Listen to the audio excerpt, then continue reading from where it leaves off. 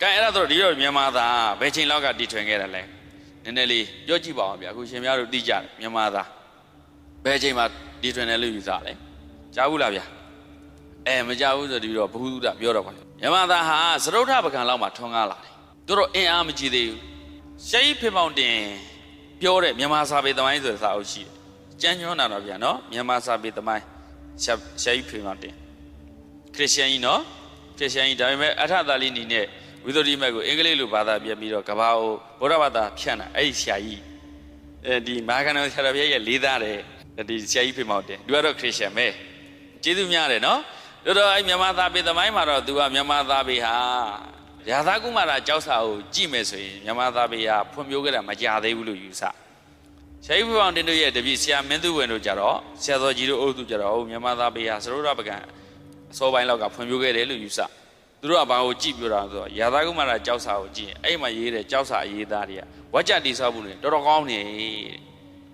ေဟုတ်လားအဲ့ဝါကြတိဆောက်ဖို့တွေကိုကြည့်မယ်ဆိုရင်လွန်ခဲ့တဲ့နှစ်100နဲ့အထက်ကဖြစ်နိုင်တယ်လို့ဒီလိုမျိုးယူဆအဲ့တော့သာဝတ္ထုထက်ညွှန်းပါမယ်ဗျာတပည့်တော်စာပေပြောင်းပြောတာဖြစ်တဲ့နော်စာအုပ်ညွှန်းပြီးပြောပါမယ်ဗျာယတ္တစာပေအဖွင့်ဏီတန်းစာအုပ်ညွှန်းတာပါယတ္တစာပေအဖွင့်ဏီတန်းစိတ်ကူးချွတ်ချွတ်ကပြန်ထုတ်ပါတယ်ဆရာမင်းသူဝင်ပါအခုနကမြန်မာစာပေသမိုင်းအဲ့ဒါဆိုတော့ဒီမြန်မာစာပေကိုဗကံခေတ်မှာပါဠိစာကတော့ဗကံခေတ်ကသွားနေပြီတေခေတ်တရားနဲ့အာကောင်းခဲ့တဲ့ပါဠိစာပြောချင်တာဖျားသာမြန်မာတွေကဗဇတ်ထွက်နှုတ်ဖြစ်တကဘာလုံးရှင်များတို့ကဘာလှည့်ပြီးတော့တင်းနေတာတွေကဘာမှာလေးတာဦးပါနော်တကိုပီပီတန်တယွန်းနေတာမြန်မာပဲရှိတယ်ပါဠိတော်တန်ခါဆိုတဲ့ဟာကိုမြန်မာပဲပီပီတတယွန်းနိုင်တယ်တာကိဝဲအနွယ်တွေပဲဒီတကလုံးကိုပြီးတယ်တကဘာလုံးမှာဘယ်နိုင်ငံမှမပြီးဘူးအဲ့ဒါဒီလိုပီပီတတရဲရဲကြီးတန်ခါလို့ထွက်ပါဗျာဆန်ခါဆိုပြီးတော့ကမ္ဘာနာမည်နဲ့လိုက်ပြီးတော့သူ့နေရာနဲ့သူဆိုတော့တမျိုးပေါ့ဗျာတချို့ကမြန်မာပြည်မှာလာပြီးဆန်ခါလုံးချင်နေတာဒီတော့ကြိုက်ဘူးဟုတ်တော့မလားရှင်ပြရဲ့ဆန်ခါတော့မပြီးလို့ရွတ်တာတန်ခါလို့တဆိုတဲ့အတန်ကိုဒန္တထံပြဟုတ်လားထံကတိုင်းပဲရဲ့ဒီလိုဒန္တထံတရားကိုပီပီတန်တသွားနဲ့တိပြီးတော့ထိပြီးတော့ရွတ်နိုင်တာမြန်မာပဲရှိတာကီမျိုးတွေမို့လို့ဒါကြောင့်ရဲရဲရွတ်ပါတန်ခါလို့ပဲရွတ်ပါဟုတ်ပြီလားနော်အဲ့တော့ကမောကလည်းပီပီတန်တဖတ်နိုင်တာတော့မြန်မာပဲရှိအလုံးမနဲ့ဂုံစရာကောင်းပါတယ်ဘာမှဂုံမငယ်ဘူးဗျအဲ့တော့ဘုရားရဲ့အမျိုးတွေဖြစ်တဲ့ဒီပြီးတော့အခုဆိုရင်နီပေါပေါ့နီပေါနိုင်ငံတောင်ပိုင်းပေါ့အခုကပလိဝတ်ဒေဝထဒေသဝန်းကျင်မှာရှိတဲ့ထဲတဲ့လူတွေကဘုရားရဲ့အမျိုးတွေတွေကသကလုံးပေါင်း1000ကျော်ခုချိန်ဒီမြန်မာတွေနဲ့တူးနေတယ်ဘယ်လောက်တော့ဗျာ9နံပါတ်5သူတို့လည်း9ပဲခေါ်တယ်ရေတွေက9လဲသူတို့လည်း9ပဲခေါ်တယ်လမ်းဆိုရင်သူတို့လမ်းပဲပြောတယ်အဲ့လိုတူးနေတဲ့သကလုံးတွေ1000ဝန်းကျင်လောက်ရှိတယ်အဲ့တော့တပည့်တော်တို့ကမြန်မာသာပေကိုသရုပ်ထပကံမှာဖွံ့ဖြိုးအောင်လုပ်တော့မယ်အနော်ဒါကအဲ့ဒီအတွက်ပံ့ပိုးတယ်စပိုတင်းလုတ်တဲ့ဘယင်းတွေလိုတယ်ဗျာသူ့ရဲ့ရှိစုတ်ကလေးကရှင်ဗျာမယားကိစ္စတွေနဲ့ဗျာများနေရလေ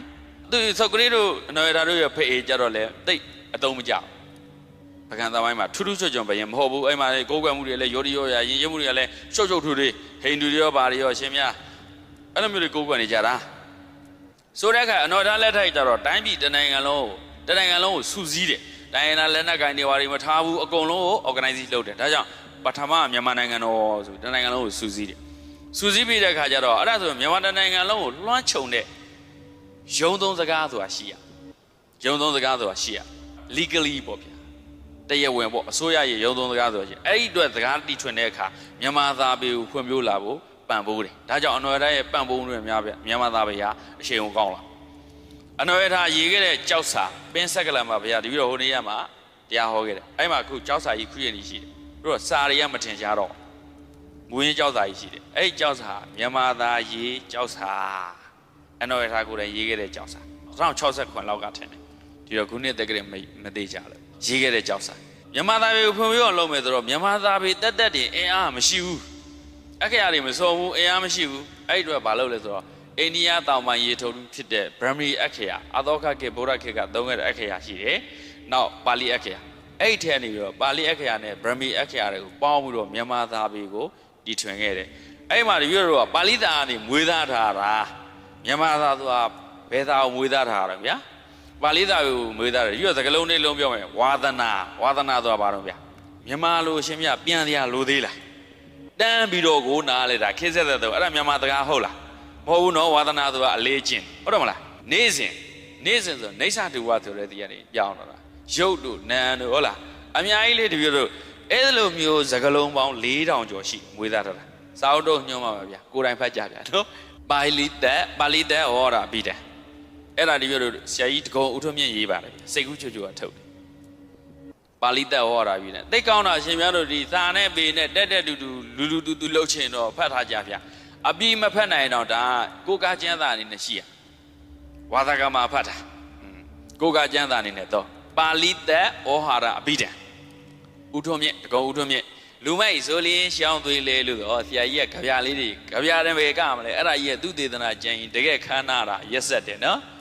စာမျက်နှာ900ကျော်လောက်ပါတယ်ဗျတပည့်တော်ဒီမှာရှိတယ်နော်ပါဠိတက်ဟောတယ်ဒီစာကြီးတိုင်းမှာလည်းတပည့်တော်ထည့်ပေးထားတယ်ရှင်များတို့စာကြီးတိုင်းမှာလည်းရှိနောက်တစ်ခုဝကြတိစပုံနဲ့ပတ်သက်ပြီးတော့ခန်းခန်းနာနာသိဖို့လည်းလိုတယ်အဲ့ဒါဆိုရင်တပည့်တော်စာအုပ်တော့ညွှန်းမယ်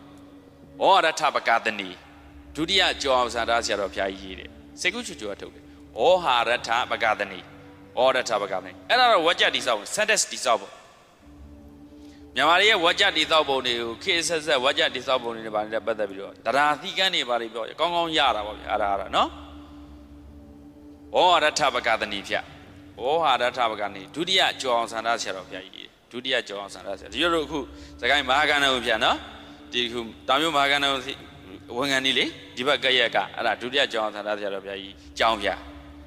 အဲ့ဒါဟောရထပကတိနောက်တစ်ခုတစ်ခါတည်းညွှန်းလိုက်မယ်ဗျဟောဟာရ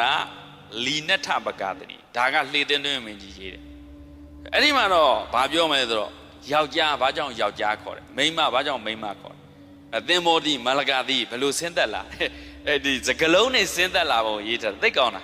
လှေသင်းတွင်းမင်းကြီးရေးတယ်ဗျဩဟာရလီနထပကတိခုနဝါရထပကတိခုကဩဟာရလီနထပကတိနော်အဲ့ဒါလှေသင်းတွင်းဝင်ကြီးရေးတယ်ဗျလှေသင်းတွင်းဝင်ကြီးဆိုရအဲ့ဒါလည်းစေကုချွတ်ချွတ်ထုတ်တယ်ပြန်ရိုက်ပါလေကျေးဇူးများတယ်အဲ့ဒီစာအုပ်တွေကလေတကယ်ဖတ်စေခြင်းတဲ့စာအုပ်တွေလှေသင်းတွင်းဝင်ကြီးရေးတယ်ဗျာဗန္လာတိယပြုတ်ရေးတဲ့ပုံကိုဗျာမောင်းတောင်ကပိုးဝေးသွားလိမ့်မယ်မောင်းတောင်သွားလည်းဘယ်နဲ့ကြောင်းမသိဗန္လာတိယပြုတ်ဘာကြောင့်မသိဘူးဖြစ်သွားလိမ့်မယ်ဟုတ်လားအဲ့ဒီတိုင်းတာပတ်ထားကြဗျာဟုတ်လားနော်အဲ့ဒါစိတ်ကူးချွတ်ချွတ်ကထုတ်ပါတယ်ပြန်ရိုက်တယ်ကျေးဇူးများတယ်အဲ့ဒါတွေကခေတ်လူငယ်တွေဖတ်မှတ်ကြမ်းနေမဟုတ်ဘူးဒါပေမဲ့အခုခေတ်မီစာရွက်စာသားတွေတဲ့တေချာအဖုံကောင်းဘောနဲ့ကြာနာထုတ်တော့တပည့်တော်တို့တကယ်တမိုင်းမှာဒါ